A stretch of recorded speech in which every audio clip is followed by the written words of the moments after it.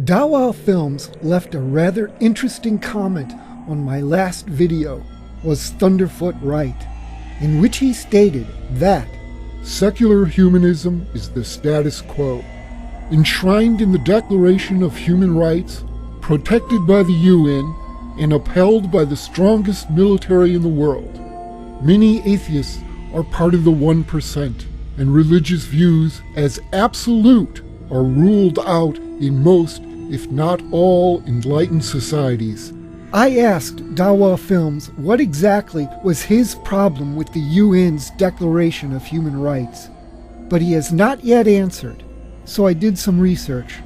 I've known for a while that the Universal Declaration of Human Rights is a document that is signed by all the countries in the UN and that they are legally bound to abide by all articles stipulated in it.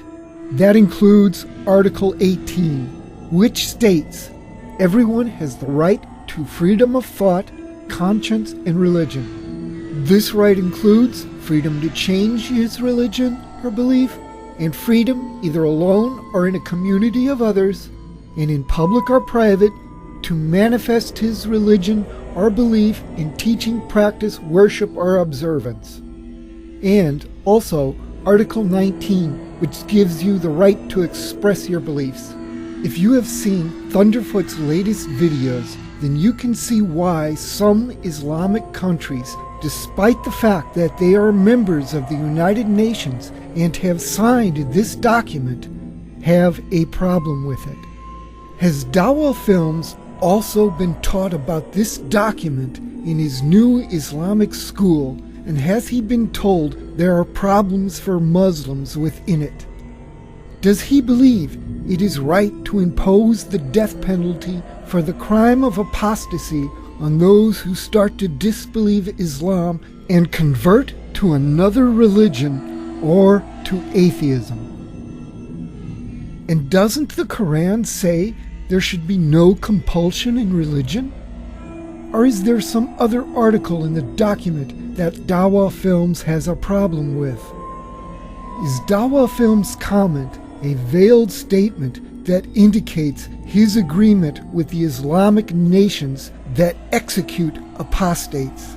The Saudis are violating international law, as many other Islamic countries do, if they execute apostates. They are in violation of the Universal Declaration of Human Rights, the document they signed and are legally bound to abide by. They do not want to do this.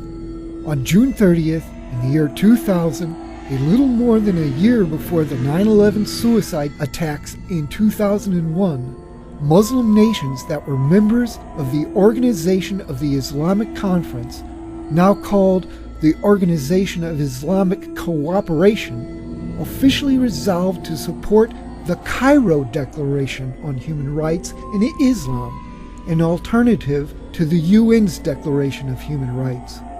The Cairo Declaration says people have freedom and right to a dignified life in accordance with the Islamic Sharia.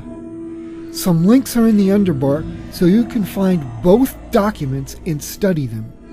Here's the question I'll leave you with. Can we call a Muslim who rejects the Universal Declaration of Human Rights a moderate? For me, the UN's Universal Declaration of Human Rights is the line in the sand. Cross that line, reject the Declaration of Human Rights, and you are too radical for my tastes.